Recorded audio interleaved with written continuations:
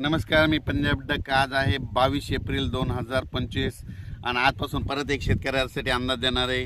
राज्यातल्या सर्व शेतकऱ्याला सांगू इच्छितो की राज्यामध्ये काय करा. आता लहान मुलाची वयोवृद्धाची काळजी घ्या, कारण की राज्यात आज 22 पासून राज्यामध्ये उन्हाची तीव्रता वाढत जाणार आहे.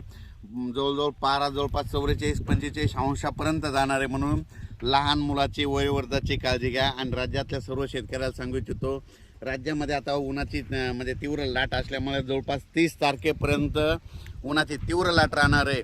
आणि दिवसा मात्र गरमी खूप राहणार आहे.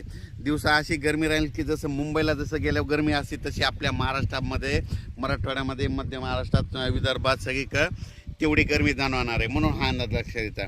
पण राज्यातल्या सर्व शेतकऱ्याला सांगू इच्छितो की राज्यामध्ये सांगायचं झालं तर 22, 23, 24, 25 दरम्यान राज्यामध्ये जवळपास 30 तारखेपर्यंत उन्हाची तीव्रता वाढत जाणार आहे. म्हणून हा अंदाज लक्षात घ्यायचा.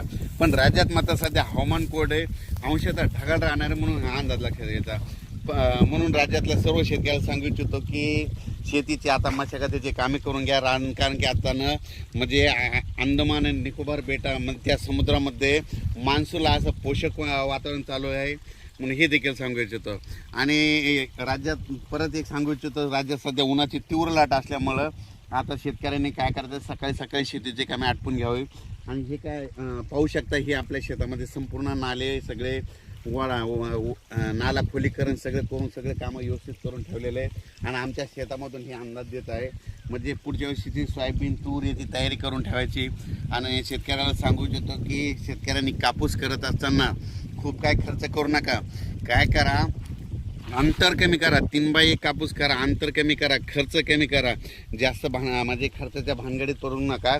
जगाच्या पाठीवर कोणत्याही कापसाचं झाड कमरा इतकं वाढतं, त्याला 22 ते 42 बोंडे लागतात. 3x1 कापूस केला तर 10-12 क्विंटल काही न करता कापूस होतो. एकदा खत द्यायचा, परत येऊ. म्हणून राज्यातल्या सर्व शेतकऱ्याला सांगू इच्छितो, आता शेतीची मशागतीचे कामं करून घ्या.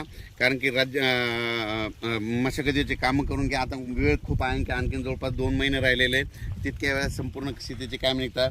पण राज्यात मात्र 30 एप्रिलपर्यंत मात्र हवामान कोरडं राहणार. उन्हाची तीव्र वाढत जाणार आहे. काही ठिकाणी 45 अंशापर्यंत देखील तापमान जाणार आहे. म्हणून हे अंदाज लक्षात द्यायचा. अचानक वातावरणात बदल झाला तर लगेच एक मेसेज दिला जाईल. धन्यवाद.